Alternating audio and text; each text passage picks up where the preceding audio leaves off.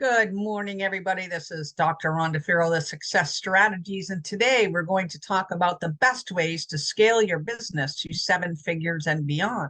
I'm just going to start up our other streaming apps, and then we will kick this meeting off today. I'm going to allow this live stream to get started. It will take just a moment to make sure that that meeting set is all set up. And here we go. Again, this is Dr. Rhonda Farrell, the Success Strategist. And today we are in the Triumph Challenge, the best ways to scale your business to 7 figures and beyond. So we started out this journey with examining how we can help entrepreneurs, senior business leaders, and as well as SMEs, etc., on how to scale your business exponentially. And so we put together a guide that you can find off of my LinkedIn profile or our www.gblinnovstrat.llc site. And what we're putting forth to you in this guide is an entrepreneur's inside guide to success. How do we make sure that you are focusing on all of the relevant elements to help you succeed to the highest levels possible, both yourself and the organizations that you're building around the globe? So in our Triumph Challenge today, we're just going to cherry pick a few of the most important concepts and principles to so you can see what you've built out, understand if that is a baseline element that you've thought completely through, implemented completely, and are getting results from worldwide based on what your outcome and your results are: revenues, impact, quality and kind of customer served, partnerships, integrations, etc., right? It all depends on how you define success and the journey and the path that you marked out to help get and guide your organization forward. So first and foremost, no matter what stage of growth you're in, no matter what role you're in, it helps if you understand your why.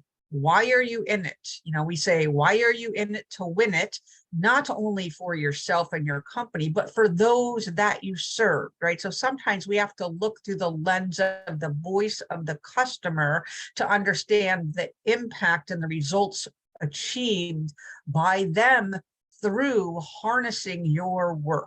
Right? So you are a lever, you are a channel, you are a mechanism, and so is your business to help others succeed. And sometimes we forget to look at those second, third, fourth, fifth, sixth order effects of us standing up and delivering on a business model or an idea when we're creating our concept, when we're creating our products and services, when we're creating our content, and most of all, when we're delivering and operationalizing, right? That voice of the customer, key. But in order to get there, you as the business owner, you as the business leader, you as a team member have to understand your why.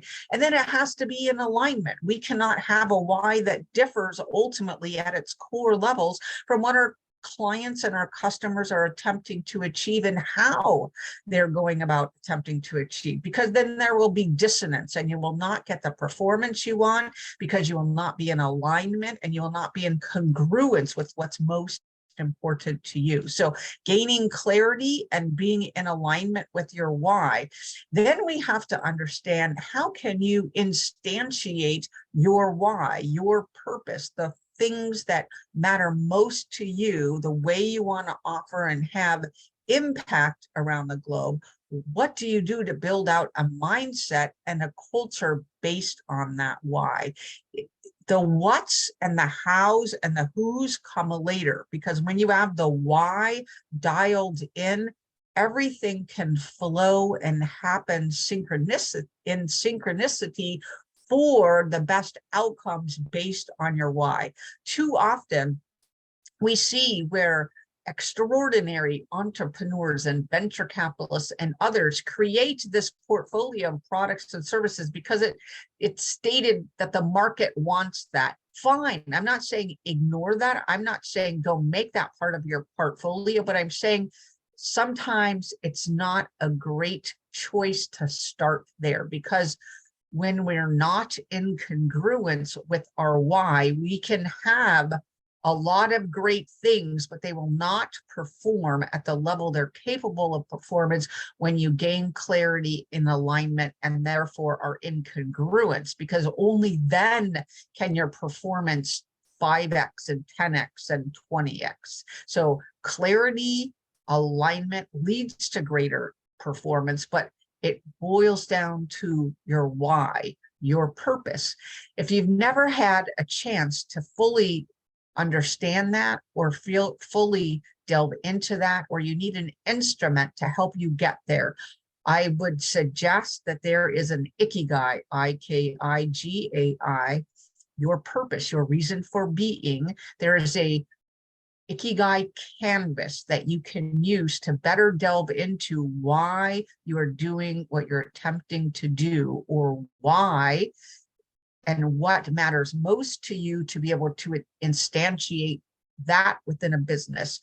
Every time I've done this with a team of leaders, with entrepreneurs, with SMEs, anyone who is innovative and has a new idea, aha moments arise, surprises arrive, and it allows you to dial in your value proposition much stronger, because ultimately that why, that purpose is the fire in your belly. It's what happened eons ago that you might have forgotten. And it's going to be what drives you forward, which helps you create the best products, the best services, find the right niche, and to enable you to 10x downstream.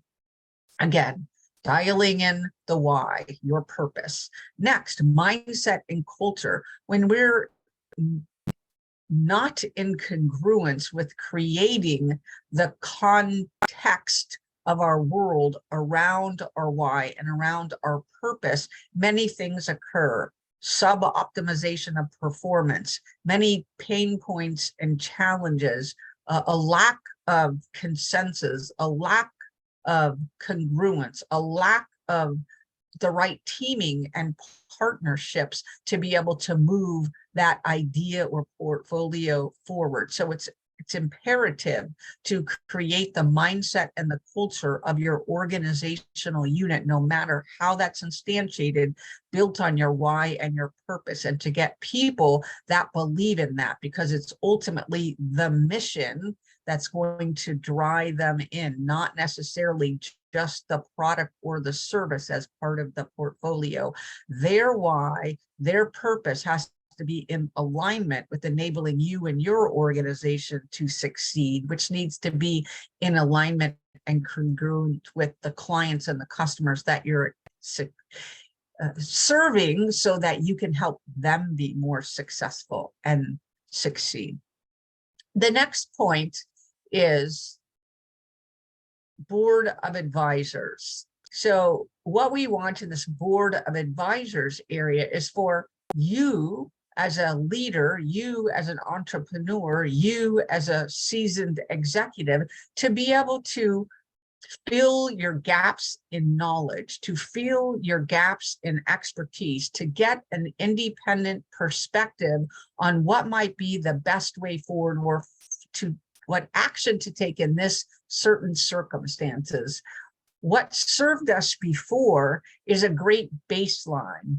New innovations, new ideas, new perspectives can enable us to harness our zone of genius and our expertise, and then build upon that with what is happening in these other areas that is not in our core competencies, or is not as up to date as industry and our customers need. So again, the board of advisors plays a huge role in helping you and your organization succeed, because it gets you outside of your own box. And because you are the leader, you are the entrepreneur, you are the owner, you are the lead, you are the executive, ultimately You are the cap for the level of performance that that organizational unit will be able to achieve unless you fill in the gaps to enable you to go higher, which enables the organization to go higher, which enables you to serve your clients and your customers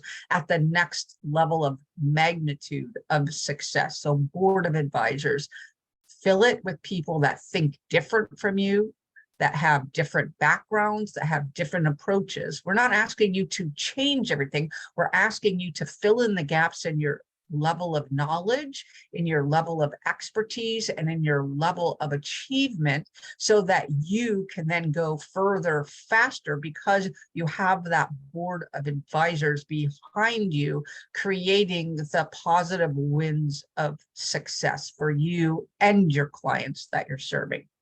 The next is, now that you know your why, now that you've dialed in with your purpose, now that you created the mindset and the culture and you've created the basic teaming, you've got this board of advisors that's providing the expertise, this panel, this coalition of people aiming for success for the entity. Now it's time to plan and action for success. Too often, when we look at our customers and our clients, we can only see one outcome or a couple outcomes and results that we want to achieve for them and through them, right? It's a multi-pronged thing. The more we help them succeed in their mission space, the more our organization can succeed from our mission space. The more we can look at success through different facets of the diamonds, through the voice of the customer, the faster and the further we're going to be able to enable their success. So we want to plan an action for success, because not only is it you, it's your organization and your partners and your clients and your customers and the rest of the ecosystem that's involved in that. So we need to take that into consideration. We need to have a strategic plan. We need to have an action plan. It needs to be marked out with some level of robustness, and then we need to be able to data collect and visualize our decision points. Are we on the mark? Are we off the mark? Do we need to course correct? Or is now the perfect springboard to a 5x, to a 10x, etc. So plan and action for success. That takes technology, that takes process, but it also takes the people with the mindset to help you get there. You cannot, again, just like you need to help sometimes dialing in your why and your purpose, sometimes you need help seeing different ways to optimize the way forward to success. What is the outcomes? What is the results? Is that it?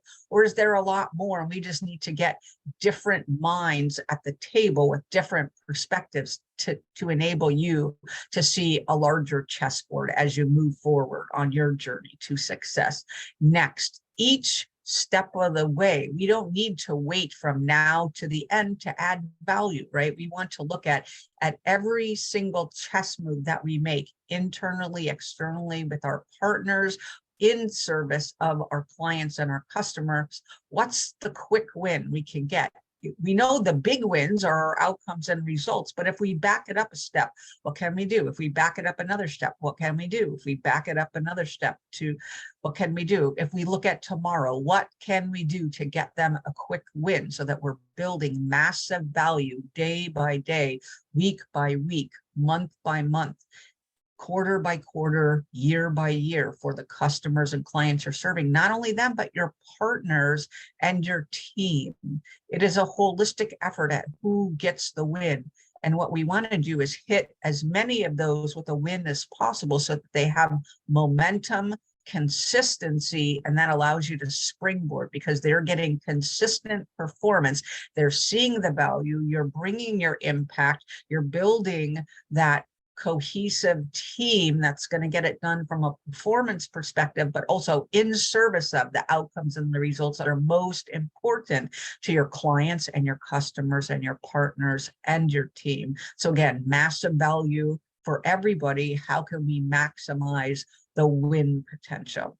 Then we need to look at, as we pivot from our plan and action, our data collection and our analysis. We need to understand where we need to pivot. Do we need to pivot from a portfolio perspective? Do we need to pivot from a content perspective?